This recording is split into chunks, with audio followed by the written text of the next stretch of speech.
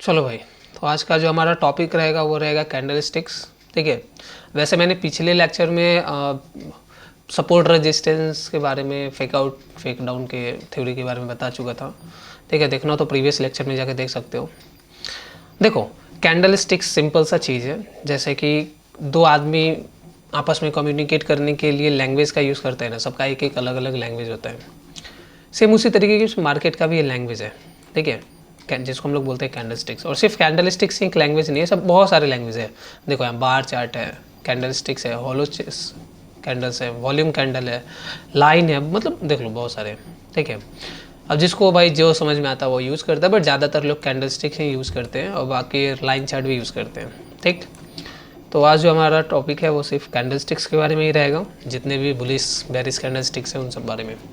Okay, चलो शुरू करते हैं। यहाँ देखो जितने भी बुलिश कैंडल स्टिक्स हैं, ठीक है, फर्स्ट जो है हमारा यहाँ पे हैमर। ठीक, हैमर क्या काम करता है, तो ये हमेशा जब है ही बुलिश कैंडल स्टिक्स तो उठाने का ही काम करेगा। ओके, अब एक चीज़ हमेशा याद रखना, सपोर्ट और रेजिस्टेंस। ठीक है, जितने भी बुलिश कैंडल स्टिक्स आएंगे ना वो हमेशा सपोर्ट पॉइंट पे ही आएंगे। ठीक है, कभी भी रेजिस्टेंस पॉइंट पे नहीं आ सकते। अगर रेजिस्टेंस पॉइंट पे अगर वैसे कैंडल स्टिक्स आ रहे हैं, इट मीन्स कि वहाँ पे वो फेल कर जाएगा और मार्केट वहाँ से नहीं उठेगा। ठीक है, हाँ, इस चीज़ को ध्यान रखना। चलो यहाँ देखो, मान लो कि जैसे ये कोई कैंडल है। ठीक है, वैसे अभी ग्रीन के बारे में ही समझाना है। ठीक है, चलो जैसे कि मान लो हमारा हैमर जो है वो कुछ दिखने में ऐसा ही होता है ना भाई। इसके विक को थोड़ा और बड़ा कर दे रहा हूँ। चलो, अब तो एक हैमर की तरह दिख रहा है यहाँ पे। एक चीज़ हमेशा ध्यान रखना, इसका जो ये वाला पोर्शन है ना, यहाँ से लेकर ये पोर्शन, ठीक है, ओहो ये भी ग्रीन ही हो जा रहा है, एक मिनट। चलो ये मान लो इतना दूर का जो भी ये एरिया, इतना ये दिख रहा है ना, इसको हम लोग विक बोलते हैं। ठीक है, और ये जो हमारा ये पार्ट है ये होल्डिंग वॉल्यूम है। इट मीन्स कि मान लो अगर कोई पॉइंट है, इस पॉइंट पे हम ऐसा मान लेते हैं कि प्राइस जो है वो 50 रुपया था।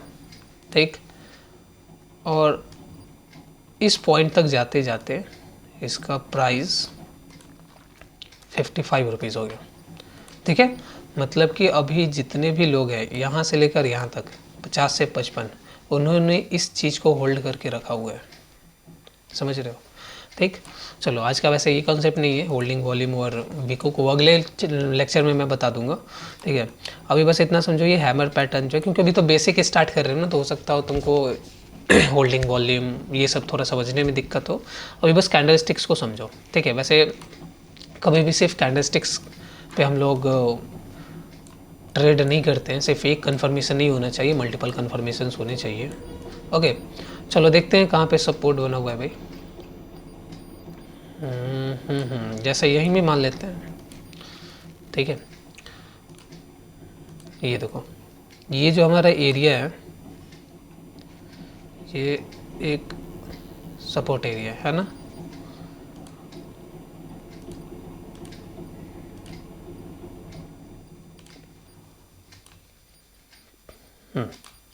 ये जो हमारा हो गया ये एक सपोर्ट एरिया,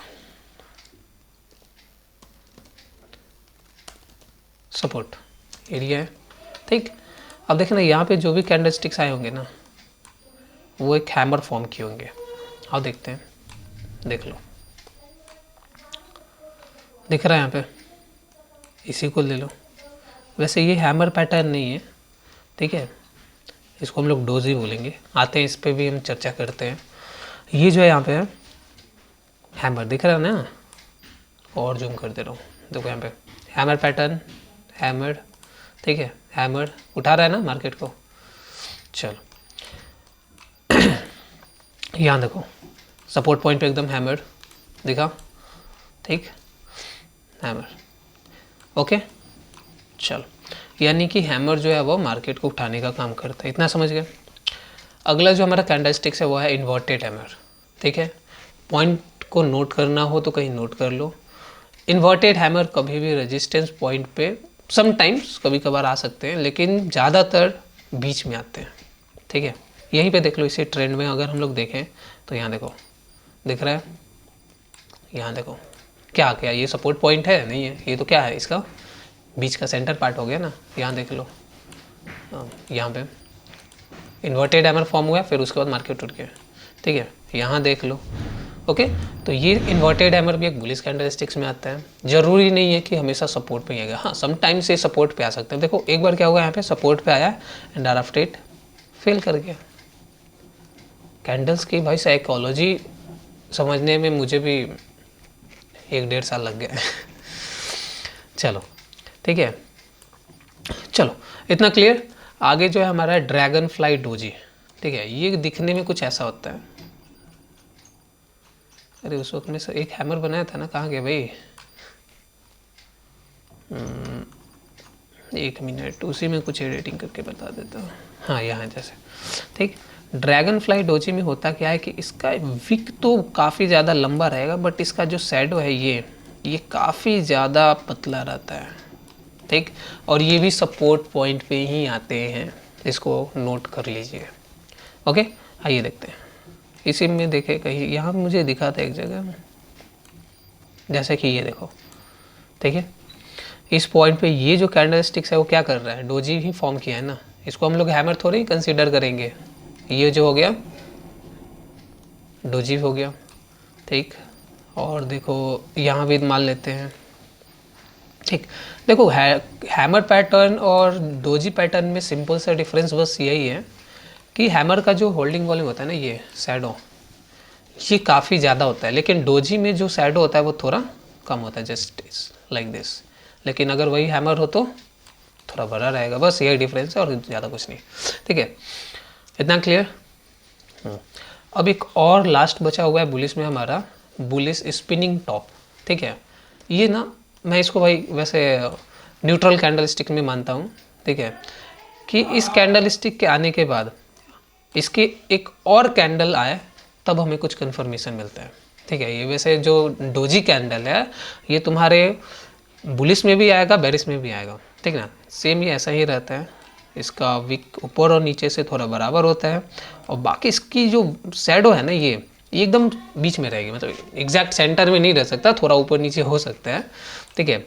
लेकिन जो होल्डिंग वॉल्यूम है इसका, ये शैडो मैं बोल रहा हूँ जिसको, ये बीच में रहेगा, ठीक। यहाँ जो होता है, ये जो एरिया है, यहाँ पे बायर्स और सेलर्स दोनों में समझो एक तरीके से तो लड़ाई छिड़ जाती है ना, कि अब यहाँ से ट्रेंड ऊपर जाएगा नीचे जाएगा, लेकिन इससे हम लोग पता कैसे चेक करेंगे आखिर, ठीक।